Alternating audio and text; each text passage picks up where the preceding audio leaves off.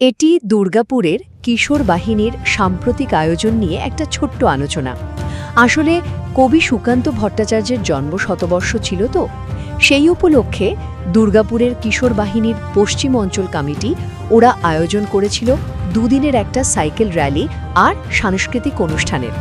উদ্দেশ্যটা ছিল কবিকে মনে করা আর সমাজে তার কথাগুলো আরও একবার পৌঁছে দেওয়া। আচ্ছা, প্রথমত এই যে সাইকেল র্যালিটা, এটা গোপাল মাঠ থেকে শুরু হয়ে দুর্গাপুরের নানা রাস্তা ঘুরে শেষে পৌঁছায় সিটি সেন্টারে। সমাজের কিছু বিশিষ্ট মানুষজন এটা শুরু করেন, মানে র্যালির মধ্যে দিয়ে সুকান্তকে স্মরণ করা আর কিছু জরুরি সামাজিক বার্তা দেওয়া, এটাই ছিল লক্ষ্য। দ্বিতীয়ত, র্যালি তো শেষ হলো, তারপর সিটি সেন্টারের মাঠে বেশ বড়সড় একটা সাংস্কৃতিক অনুষ্ঠানের আয়োজন করা হয়।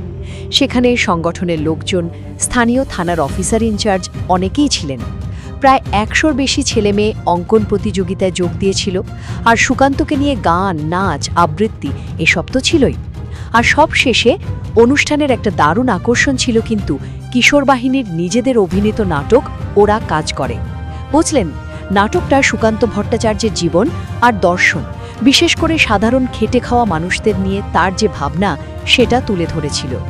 আসলে পুরো আয়োজনটার লক্ষ্যই ছিল কবির জীবনবোধটা সবার মধ্যে ছড়িয়ে দেওয়া।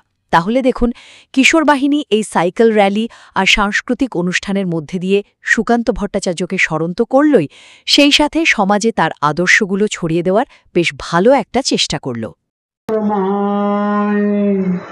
পূর্ণিমা চাঁদ যেন ঝলসানো রুটি, হে মহাজীবন আর কাব্য নয়, হে মহাজীবন আর কাব্য নয়, এবারে কঠিন কঠোর গদ্যে আনো, পদলালিপ্ত ঝংকার মুছে যা,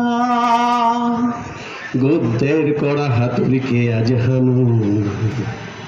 হা হা হা হা হা হা হা হা হা হা হা হা হা। সুকান্ত ভট্টাচার্য এই কবিতাটা যখন লিখেছিলেন তখন ওনার বয়স মাত্র ১৩ বছর। রানার আমরা জানি, অবাক পৃথিবী আমরা জানি, ঠিকানা আমার চেয়েছ বন্ধু, যেগুলো জানি সব ১৪ বছর, ১৫ বছর, ১৬ বছরে লেখা। অসাধারণ প্রতিভা। ১৯২৬ সালের ১৬ই আগস্ট জন্ম, স্বাধীনতা দেখতে পাননি। ১৯৪৭ সালের ১৩ই মে প্রয়াত হয়েছিলেন সুকান্ত ভট্টাচার্য। যক্ষা রোগ হয়েছিল, টিবি হয়েছিল।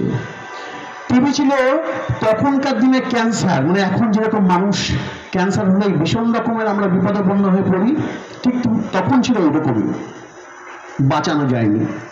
২০ বছর ৯ মাস কদিনের মাথাতেই সুকান্ত ভট্টাচার্য প্রয়াত হন। কিন্তু যা রেখে গেছেন, যা সৃষ্টি, আজকের দিনে দাঁড়িয়ে যখন ১০০ বছর পালনের জন্য আমরা সবাই মিলে উদ্যোগী হয়েছি, একদম ভীষণ ভীষণ প্রাসঙ্গিক সমস্ত কবিতা, সমস্ত গান, সব কথাগুলো। রানার চলেছে তাই ঝুমঝুম ঘন্টা বাজছে রাতে, রানার চলেছে খবরের বোঝা হাতে, রানার চলেছে রানার সেই সময় রানার ঝুমঝুম করে ঘন্টা বাজিয়ে ছুটতেন বাড়ি বাড়ি খবর পৌঁছবার জন্য। চিঠি, সেটা সুখবর হতে পারে, দুঃসংবাদ হতে পারে, যাবতীয় সব। খালি তাকিয়ে থাকতেন সূর্যের আলোটা যেন না ফোটে, রাতের মধ্যেই সব কাজটা করে ফেলতে হবে। আর আজকের দিনে যখন ২০২৫ সালের এই সময় ২রা নভেম্বরে এই মঞ্চে বক্তব্য রাখছি, এখান থেকে দেখতে পাবো কত রানারকে, যারা পিঠে বড় বড় বোঝা, বড় বড় ব্যাগ নিয়ে, কেউ স্কুটারে করে, কেউ সাইকেলে করে খাবার পৌঁছে দিচ্ছেন।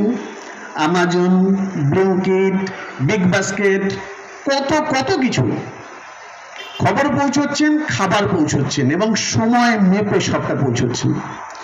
সেই সময় থেকে এখনের কি তাদের তফাৎটা রইল? এতটুকু তফাৎ নেই। সুকান্ত ভট্টাচার্য স্বাধীনতার আগে ইংরেজ আমলে যে কথাগুলো লিখেছিলেন, আজকে ভারতবর্ষ স্বাধীনতা হওয়ার এতগুলো বছর পরে, ৭৮টা বছর আমাদের বয়স হয়ে গেছে স্বাধীনতার, সেই সময় দাঁড়িয়েও শোষণ আছে, বঞ্চনা আছে। আজকে শিশু, কিশোর, যুবকদের কাছে দিশা নেই, এমন একটা পরিবেশ পরিস্থিতি আছে। আমরা সুকান্ত ভট্টাচার্যকে এই কারণেই আরো বেশি করে ছড়িয়ে দিতে চাইছি মানুষের কাছে। সাইকেল র্যালি হলো গতকাল থেকে শুরু। গতকাল আসতে পারিনি, অন্য জায়গায় কর্মসূচি ছিল, আজকে সকাল থেকে ছিলাম। প্রচুর মানুষের কাছে আমরা পৌঁছেছি, প্রচুর মানুষ আগ্রহ নিয়ে জানতে চাইছেন। সুকান্ত ভট্টাচার্যকে তো অপ্রাসঙ্গিক করে দেওয়ার একটা প্রচেষ্টা আছেই। সুকান্ত ভট্টাচার্যের কবিতা যা পাঠ্য বইয়ে ছিল, এমন কিছু পাঠ্য কবিতা পর্যন্ত সেগুলোকে বন্ধ করে দেওয়া হয়েছে। কেউ কেউ বলেন সুকান্ত আবার তৃতীয় শ্রেণীর কবি। আমরা বলি সুকান্ত ভট্টাচার্য কোন শ্রেণীতে পড়বেন জানি না। সুকান্ত ভট্টাচার্য যে স্বপ্ন দেখেছিলেন, যে স্বপ্নে উনি এই পৃথিবীকে শিশুর বাসযোগ্য করবার জন্য যে স্বপ্ন দেখেছিলেন, সেই স্বপ্ন একজন প্রথম শ্রেণীর মানুষ ছাড়া কেউ দেখতে পারেন না। সুতরাং আমাদের এই ভাবনাটা চলবে।